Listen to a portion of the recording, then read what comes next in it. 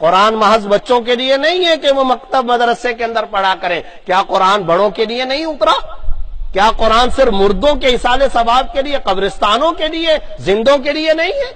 کیا قرآن صرف اور صرف شاپنگ سینٹر یا دکان و مکان کی اوپننگ کے لیے نازل ہوا تھا؟ کیا قرآن اس لیے تھا کہ کہیں پل کا افتتاح ہوگا تو 2 آیتیں تلاوت کر لیا کریں گے؟ کیا قرآن ان مقاصد کے لیے آیا تھا؟ کیوں نہیں سمجھا جاتا قرآن کو؟ کیوں نہیں راتیں گزاری جاتی قرآن کے سمجھنے اور فہم اور تفسیر کے اندر؟ آج ویسٹ کا تعلق قرآن کے ساتھ ریسرچ کا ہے، تحقیق کا ہے، اور امت مسلمہ کا تعلق قرآن کے ساتھ محض برکت اور محض صرف اور صرف تلاوت کا رہ گیا ہے. وہ مسلمان نہیں ہیں، انہوں نے جہنم کے اندر جانا ہے، وہ کافر ہیں، لیکن اس کے باوجود وہ صرف اور صرف سائنسی ٹیکنالوجی کے لیے، سائنس کے اصولوں کو حاصل کرنے کے لیے، سائنسی ضابطوں کو حاصل کرنے کے لیے قرآن کریم کا مطالعہ کر رہے ہیں. آکسفورڈ کے یہودی لیکچرر قرآن کے اوپر لیکچر دے رہے ہیں. واشنگٹن ڈی سی کی یونیورسٹیوں کے عیسائی لیکچرر قرآن کے اوپر پی ایچ ڈی کر رہے ہیں. وہ قرآن کے اوپر تھیسس لکھ رہے ہیں، وہ قرآن کی تحقیقات کے اوپر مقالے پیش کر رہے ہیں. اور آج مسلمانوں کی صورتحال یہ ہے کہ ہم صرف اور صرف تعویذ کے لیے قرآن کو پڑھیں گے، ہم صرف اور صرف برکت کے لیے پڑھیں گے، ہم صرف اور صرف ایصال ثواب کے لیے قرآن کریم کو پڑھیں گے. یہ بہت بڑا خسارہ ہے، یہ بہت بڑا ڈفرنس ہے. اور آج کی امت مسلمہ کی تباہی کا سب سے بڑا یہی ایک سبب ہے. اللہ مجھے اور آپ کو اس کی توفیق عطا فرمائے کہ ہم قرآن کریم کو سمجھ سکیں، قرآن کریم کے معنی اور مفہوم کو اپنے دل دماغ میں اتار سکیں. اور ایک بات بتا دوں، اللہ کی قسم بڑا لذیذ کلام ہے، بڑا مزیدار کلام ہے، بڑا پر لطف کلام ہے. اس کی لذت، اس کی چاشنی، اس کا ذائقہ، اس کا مزہ اس وقت آئے گا جب آپ اس کے ترجمے اور معنی کو سمجھیں گے. آپ اپنے گھر میں یہ بولنے پہ مجبور ہو جائیں گے، اپنی اہلیہ کو بلائیں گے، آؤ میں نے تم سے بڑی ضروری بات کرنی ہے. دیکھو سورہ بقرہ کی آیت نمبر 85 میں اللہ نے کیا فرما رکھا ہے، دیکھو سورہ انفال کی آیت نمبر 12 میں اللہ نے کیا کہہ رکھا ہے.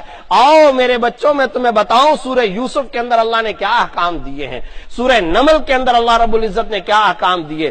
آپ اپنے بچوں، اپنی اولاد سے بزنس اور تجارت سے زیادہ قرآن پر بات کریں گے.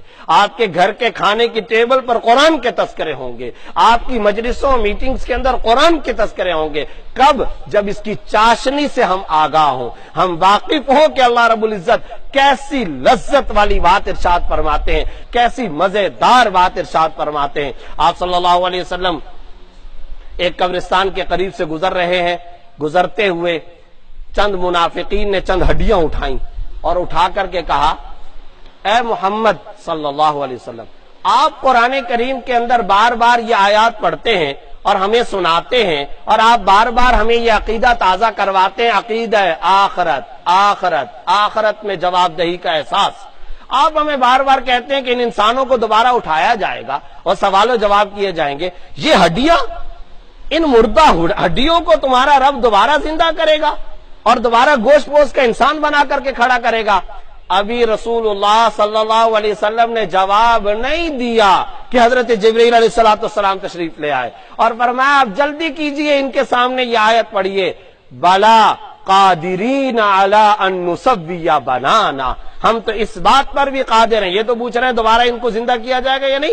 ہم تو اس بات پر بھی قادر ہیں کہ اس دنیا کے اندر یہ جو انسان تھا، وہ انسان جو چلتا پھرتا تھا، اس کا جو بدن اور اس کی جو باڈی تھی، اس باڈی، وجود اور بدن میں جو ہاتھ تھا، اس ہاتھ میں جو انگلی تھی، اور اس انگلی کے اوپر جو پورا تھا، بنان عربی میں کہتے ہیں پورے کو، یہ جو پورے تھے، ان پوروں کے اندر جو باریک باریک لکیریں اور خطوط ہیں، ہم انہی جیسے خطوط کے ساتھ اور لکیروں اور پوروں کے ساتھ دوبارہ اس انسان کو پیدا کر کے اپنے سامنے کھڑا کر لیں.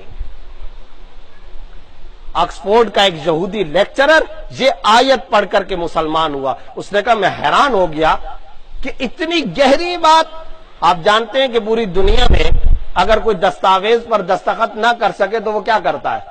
وہ نشان انگوٹھا لگاتا ہے. یونائٹڈ نیشن کا آج یہ قانون بن چکا ہے کہ اگر کوئی آدمی کسی پیپر پہ سائن نہ کرے تو وہ کیا کرے گا؟ انگوٹھے کا نشان لگائے گا. کیوں؟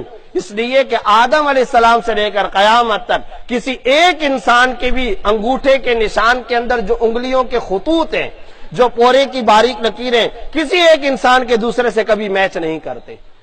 وہ کہتا ہے میں حیران ہو گیا حضرت محمد الرسول اللہ صلی اللہ علیہ وسلم جس کے اوپر کسی استاذ کا احسان گوارا نہیں کیا گیا، جس نے کبھی بستہ نہیں اٹھایا، جس نے کبھی کسی یونیورسٹی اور مدرسے کے اندر جا کر کے تعلیم نہیں حاصل کی، وہ اپنی زبان سے یہ کلام ادا کر رہا ہے. میں سمجھ گیا یہ اسی کا کلام ہو سکتا ہے جو خالق انسان ہو، جو خالق کائنات ہو. یہ بات وہی کر سکتا ہے. ہم اس جیسے انسان کے انگلی کے پورے بھی دوبارہ اسی طرح بنا کر اس انسان کو اپنے سامنے کھڑا کر دیں گے. یہ ایک آیت ہے جس کا میں نے آپ کو بتایا کہ اس کے اندر کیا گہرائی ہے، کیا لذت ہے. ذرا پڑھیں تو صحیح اس کا معنی مفہوم کیا ہے.